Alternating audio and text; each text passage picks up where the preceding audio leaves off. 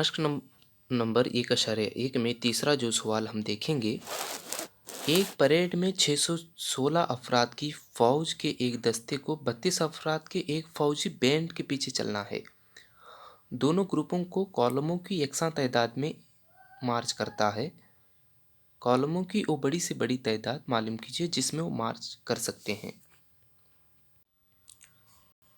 इस सवाल को आपने समझा होगा, यानी यकसा तादाद में मार्च करना है, यानी ग्रुप जो बना रहे हैं, कॉलमों की जो ग्रुप बना रहे हैं वो तादाद क्या होनी चाहिए, यकसा होना चाहिए।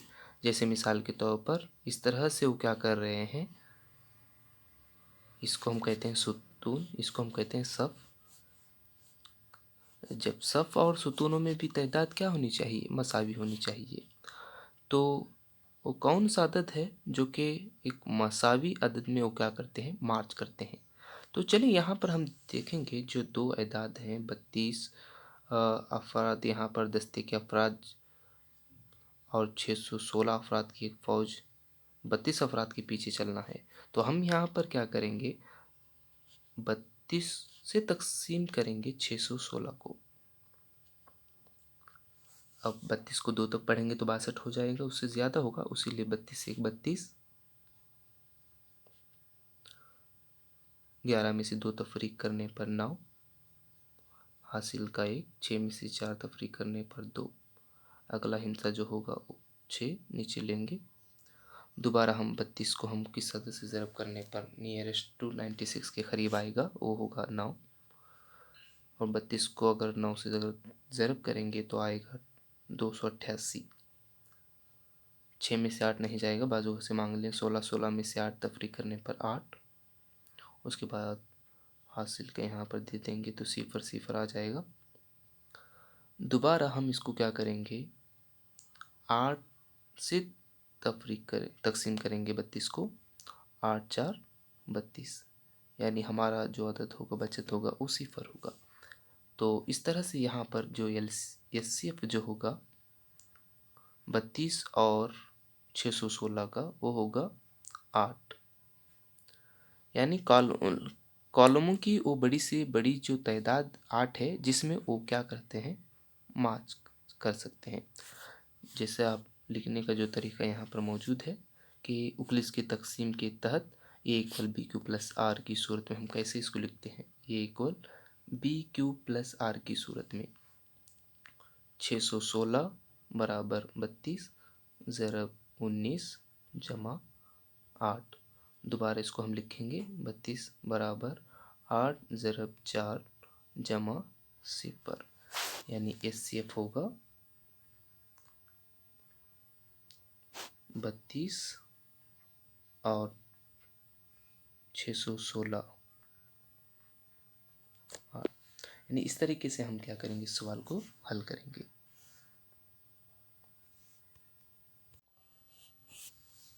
तीसरा जो सवाल है, उक्लिज के तकसीम के मामले का इस्तेमाल करते हुए दिखाइए कि किसी मस्बत सही अदद का मुरब्बा या तो 3m या 3m प्लस 1 की शक्ल का होगा, जहाँ m कोई सही अदद है। तो चलिए यहाँ पर हम मान लेते हैं कि वो मस्बत मुरब्बा सही अदद a है। तो इसको हम इस सूरत में लिखेंगे, तो a equal B Q plus are की सूरत में लिखें। जैसे मिसाल के तौर पर 3m या 3m प्लस 1 है, यानी 3m या 3m प्लस 1 की सूरत में मौजूद है करके दिया गया है। तो हम यहाँ पर जब देखेंगे तो a equal B Q plus are की सूरत में अगर b क्या होगा, 3 होगा, तो रिमाइंडर क्या होंगे, सिफर होगा, 1 होगा या तो 2 होगा। तो इसको हम किस तरह से हल करेंगे, चलिए यहाँ पर सबसे पहले हम देखेंगे, अगर r अगर सिफर हो, पहला सवाल हम देखेंगे, अगर रिमाइंडर 1 2 सिफर 1 2 हो, सिफर 1 2 हो, सिफर 1 2 हो, तो अगर r सिफर होगा तो इसको हम लिखेंगे a equal B Q plus are की सूरत में, इस फॉर्मेट में लिखेंगे। ए इक्वल 3q प्लस 0, तो इसको हम लिखेंगे ए इक्वल 3q। यहाँ पर 3q को हम क्या करेंगे, मुरब्बा करने पर सवाल में पूछा गया है कि मस्बत सही अदद का मुरब्बा या तो 3m होगा या तो 3m प्लस 1 की शक्ल का होगा। तब हम क्या करेंगे, इसको हम क्या करेंगे, 3q को दोनों जानिब क्या करेंगे, मुरब्बा करने पर दोनों जानिब मुरब्बा करने पर इसको हम लिखेंगे ए स्क्वायर 3q स्क्वायर, इस तरह से लिखेंगे। और इसको नेक्स्ट लिखते हैं a square equal 9q square. हम इसको इस सूरत में भी लिख सकते हैं, जैसे मिसाल के तौर पर a square equal 3 into 3q square. ऐसे भी हम क्या कर सकते हैं, इसको लिख सकते हैं, जहाँ असल में क्या होगा, यम बराबर लिखेंगे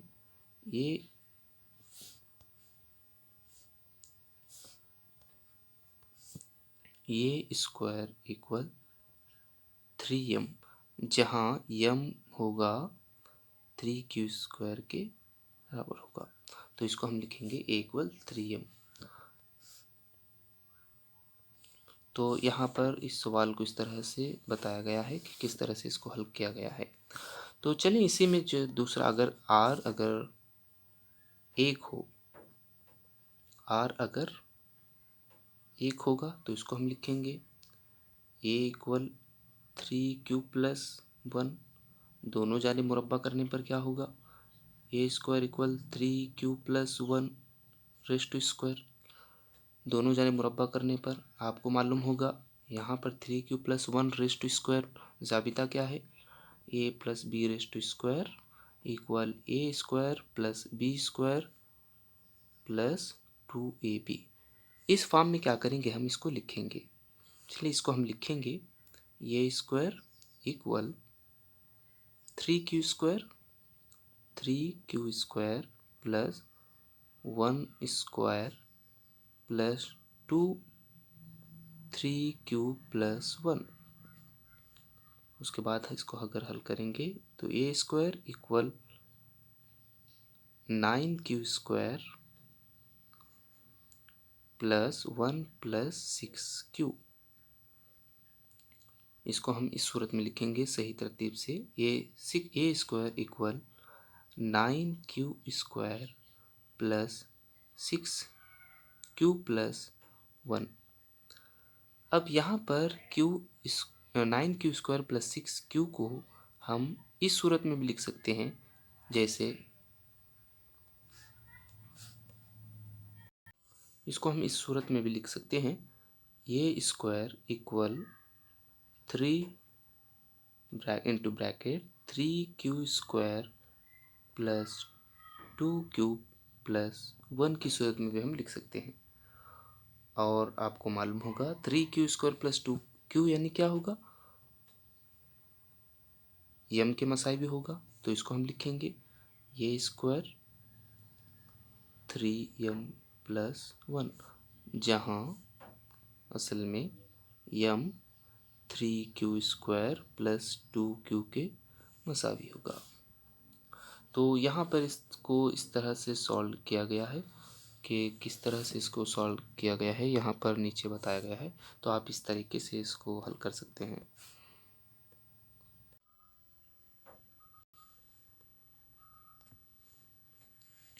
अगर R 2 हो, तीसरा सवाल हम देखेंगे उसी में।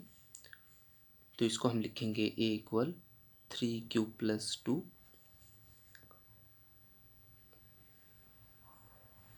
यहाँ पर दोनों जानिब मुरब्बा करने पर a square equal 3q square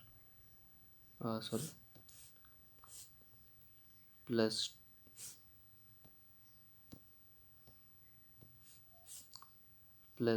2 square, दोनों जानिब मुरब्बा करने पर। तो यहाँ पर a plus b raise to square जो कि ज़ाबिता हमने इस्तेमाल किया था, जैसे यहाँ पर देख रहे हैं, इस सूरत में अगर लिखेंगे तो इसको लिखेंगे इस तरह से, a square equal 3q² plus 2² plus 2 into 3q/2, a square equal 3q² 9q² plus 2² 4 plus 2 को 3 से ज़रब करेंगे 6 6 2 12q। इसके बाद इसको हम लिखेंगे इस तरह से, a square equal 9q² plus 12q plus 4। हमें बताना है 3m प्लस फॉर्म में बताना है, इसीलिए हम यहाँ पर इसको, जो कि यहाँ पर जो दिया गया है, इसको हम इस सूरत में भी लिख सकते हैं जैसे यहाँ पर बताया गया है।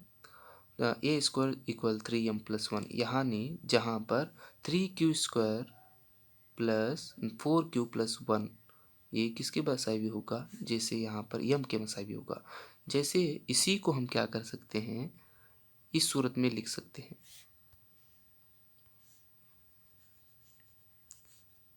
इसी को हम क्या कर सकते हैं, इस सूरत में लिख सकते हैं। A square equal 3 into 3q plus 4q plus 1 की सूरत में लिख सकते हैं, जहाँ पर यम क्या होगा 3q प्लस 4q प्लस 1 के बराबर होगा, इसीलिए ए स्क्वायर इक्वल 3 प्लस 1। तो इस तरह से इस सवाल को क्या करना था, हल करना था।